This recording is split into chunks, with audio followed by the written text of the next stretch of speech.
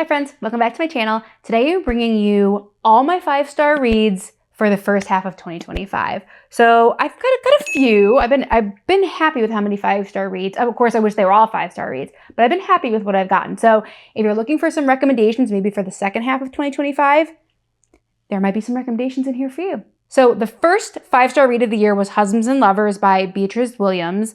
And that is a dual timeline. The past timeline is, well, let's start with the future timeline, the current timeline. So Mallory has a son. She's a single mom, and her son goes to summer camp and is kind of like dared, I guess, to like eat some mushrooms out like in the forest, and they turn out to be poisonous. And thankfully he does survive, but he suffers some severe health consequences with his kidneys. He has to be on dialysis, and 3 years later, he's still on dialysis. He'll probably need a kidney transplant. So she's been dealing with this for 3 years. And she has to kind of grapple, because he will need a kidney transplant. She's grappling with kind of his dad coming back, his birth father coming back into their lives, who was a childhood romance, or like young adult, like romance with a friend that turned into more and ended very badly. He never knew she was pregnant. She had the baby and they haven't spoken. They kind of come back into each other's lives, and she has to kind of figure grapple with it. It's more important that her son lives than keep this secret from Monk, who is a great character. I actually really enjoyed Monk as a character, who is like Sam's dad, and it's complicated even more because of their past and also what public figure that Monk is now. So that does complicate things. But yeah, so they kind of come into each other's orbit again. And, you know, he's going to have questions about how old this kid is and like the timeline, obviously. So she's going to be grappling with all that. And because of this, him needing, like, if you're related, obviously you are a higher chance of being a match for a donor. So this kind of brings up questions with Mallory and her sister, because their mom was adopted and they don't know much past that. They don't know anything before her adoption about their family or anything. So they have a bracelet that was passed on from their grandmother to their mother. That's really all they have of their family before their mother's adoption. And they kind of want to like explore it now. So that brings us to the past timeline, which is like 1951 Cairo, where their grandmother is in Cairo as a tourist, and she's married, and she meets somebody in Cairo, and things happen. There's also a lot of like political unrest because of some political things that are happening in Cairo and Egypt at that time. And yeah, her mother was adopted in Ireland, I believe that's what they said, or Dublin. So yeah, the story kind of like goes on this whole discovery of lineage, like blood family, and like where you come from in that way. Yeah, so really loved it. Loved the more current timeline even more than the past timeline. But I think it played into the whole theme of the book really well. So 5 stars. My next 5-star read was Slow Dance by Rainbow Rowell. And I love her books. Like, there's very few. I still haven't read all of them, but I love all the books that I've read by her. So this came out last year, about a year ago now. And I finally got around to it early this year. And it's basically about Shiloh and Carrie. And they also have a third friend that's like, they're like 3 musketeers. But Shiloh and Carrie in like high school have like a very special relationship that's bordering on more, but they're very close.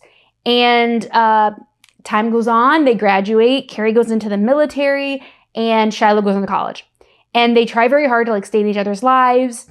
Their relationship changes, and then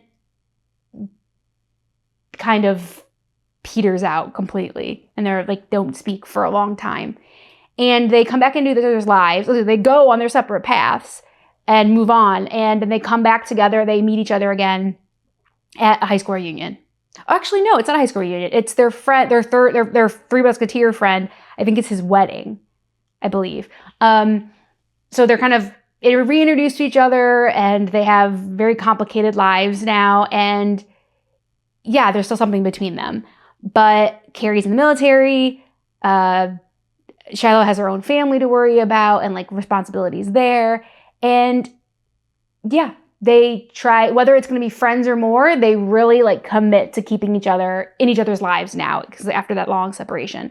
So the thing I loved about this book was like the commitment and the base of friendship that they had with each other. They really like committed to keeping each other in each other's lives. Even though Carrie like lives on a submarine, so it's very difficult to even have a sustainable friendship in that way, because he's like, you know, not around and unreachable for very long periods of time. So yeah, it was such a lovely story. I loved it, and it was very sweet, and I just loved their like commitment to each other. 5 stars.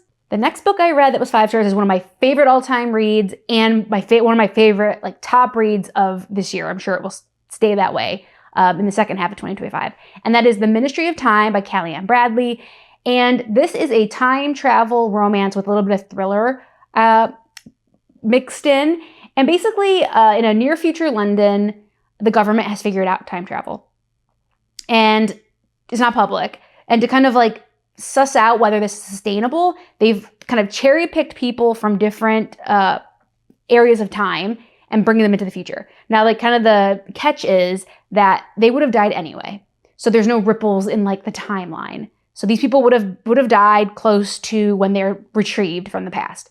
So they are called expats, and they come from all different points in time. I think the earliest one, or like the one nearest to our current time, is World War I.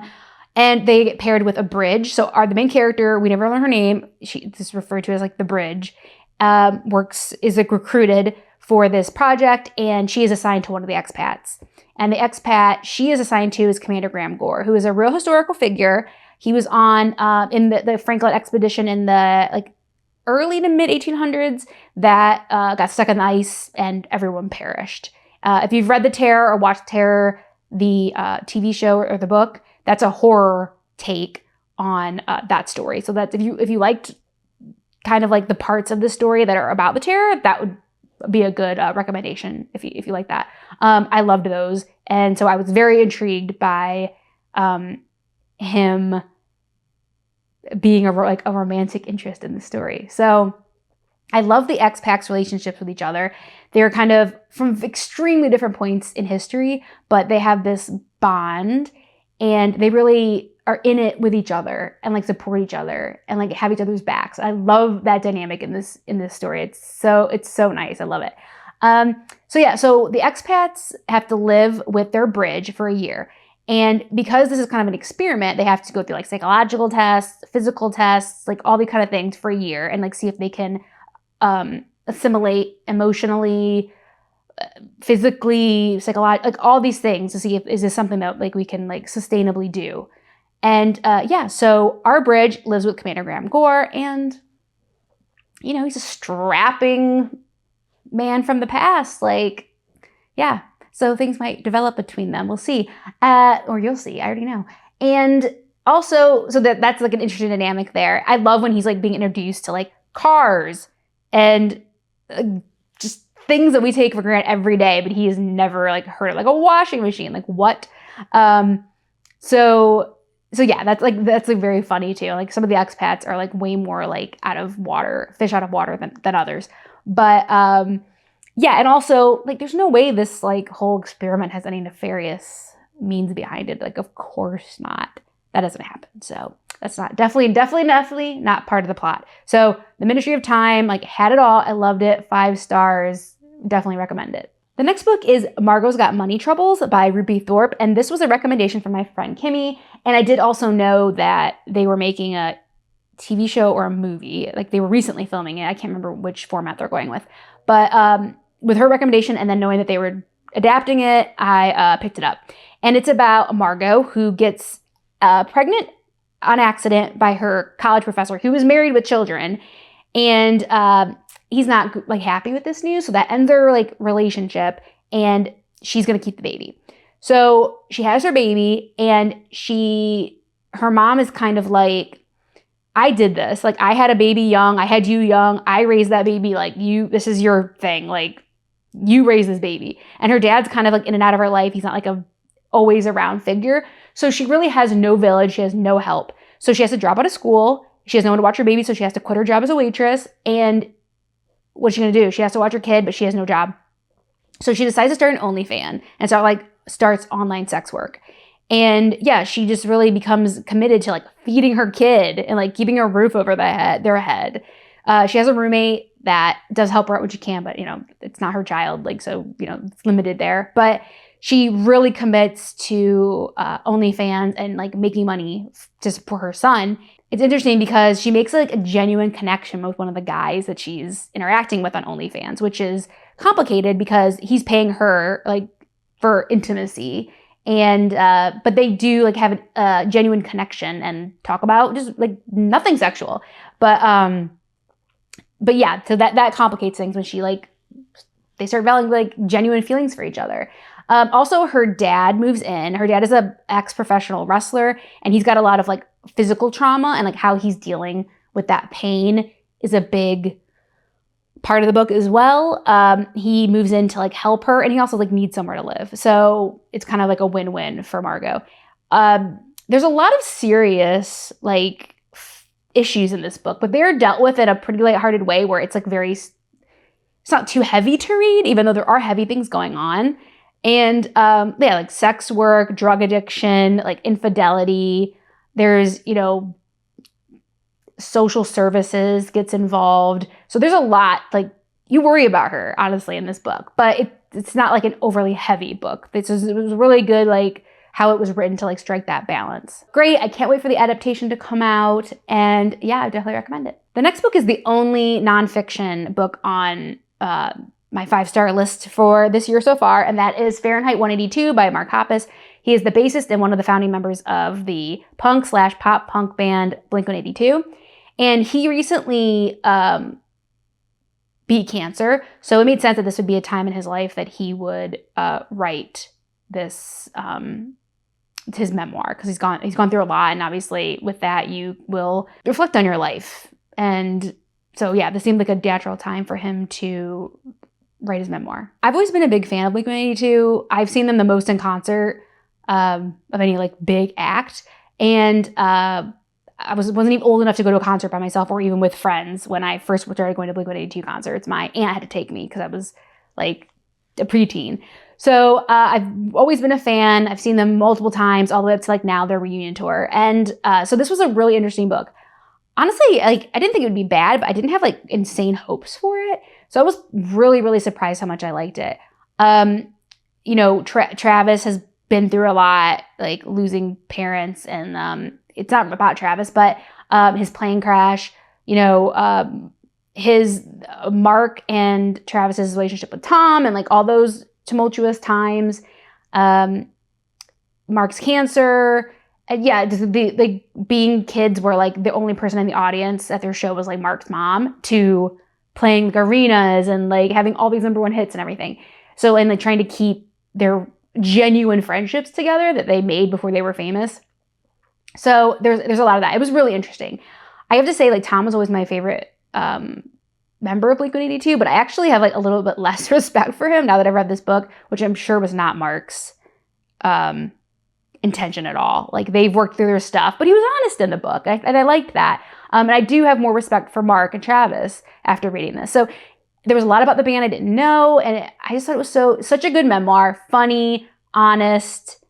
Yeah, so if you're even a little bit into Blink-182, I would recommend this memoir. The next 5-star read of this year so far was The Road by Cormac McCarthy. So I read this for my video, books for if you're a fan of The Last of Us, which I will link above and below. And this was like basically the #1 recommended book. So of my list, that was the only one I hadn't read. So I thought I'd better read this for that video.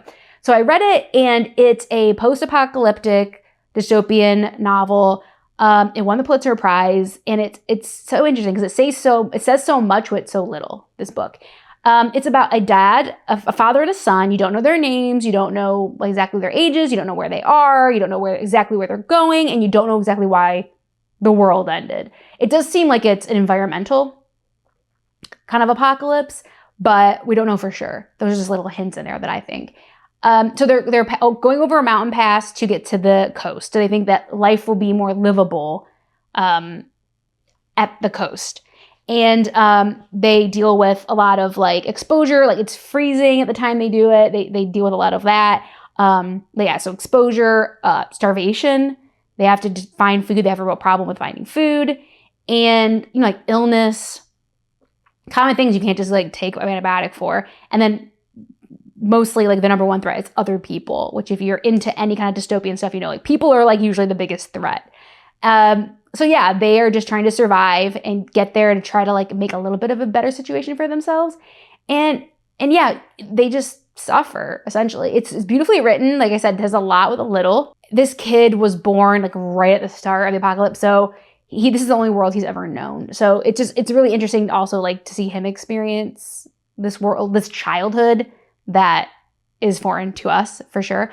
Very beautiful book. I will say like my major trigger warning for this, like if cannibalism is like a hard no for you, I would say no to this book. There's 2 scenes of pretty grotesque depictions of cannibalism. They're only like a page each, but they are pretty twisted. So I think that really talks to the theme of the book, which is when the safeguards of society are off, like what does that make your humanity? Like how far are you to go? When it's life or death, you do things you never would if society was functioning. I think those 2 scenes really like hammer that home for sure. Great book. I can see why it won the Pulitzer Prize. Wasn't on my radar, and thanks to that video, I found it. My last 5-star read so far this year, there were like a good handful of 4.5s, but I'm only doing 5 stars here. And that was On the Edge of Daylight by Giselle Beaumont. Now, full disclaimer, this book started out as Titanic movie fan fiction. And that is pretty obvious when you watched it, when you read it. The Jack, Rose, and Cal story is there, but it's changed enough, like names are changed. And there are some slight changes where it's not a blatantly from the movie, but if you've seen the movie, you can see the similarities. But I don't care. I didn't care. It's there, but it's not the main focus. Like there is an original story here. And that is with First Officer Murdoch, who is a real person, a real officer on the Titanic who perished in the sinking, and Esther, who is a fictional character who would be the first female officer on the White Star Line. So she's an officer in training. So she's done all the work, she's qualified, but she would never get hired. So she like calls in a favor from like a kind of a distant relative. I think it's like, maybe it's just her uncle. And she gets this posting as an officer in training on Titanic's maiden voyage. And even though she's qualified, she had to call this in obviously because she's the first one to ever do it. And she is not welcomed. Captain Smith, all the officers and everything are like, this is bad luck, this is ridiculous, like we're gonna be the laughing stock of like the maritime industry. And then she's determined to prove herself and like pave a way for herself and other women in the future that want to be sailors and be officers and everything. So that's kind of our original story. So because she's an officer in training, she is assigned to Murdoch to basically be taught and shadow him. So they are on watch together. They're a team essentially. They do their rounds together and everything. There is a misunderstanding in the beginning of the book that makes Murdoch dislike her even more because he thinks she's responsible for it. Turns out she's not, but that extra enemies, like that makes him dislike her even more than her just being the first female officer. So they grapple with that. But this is definitely enemies to lovers. And it's not even a linear enemies to lover. You know, sometimes there's that turning point in enemies to lovers where it's like, okay, now they get each other. Now they're turning the point. But like this is like enemies. Maybe they're then they're enemies. Then no, maybe they like each other. Enemies. Oh, but they understand. They respect each other, not enemies. So it's definitely not linear. So that was a little bit different than I'm used to in like enemies to lovers. So I liked that about it. Things do start developing. They're at a crossroads. They feel very strongly about each other, but it's a big risk. Esther has scraped and crawled to get to this position, and she will be fired. There's no fraternization policy with White Star Line. So she will be fired, and like the legacy and her reputation and like legacy for women going forward will really take a hit with her. She's setting an example. And then with Murdoch, Wyndham Murdoch, he is been a sailor for like 20 years. He's 2 positions away from captain. That's his, like, all of his family's been like sailors. That's his like life goal.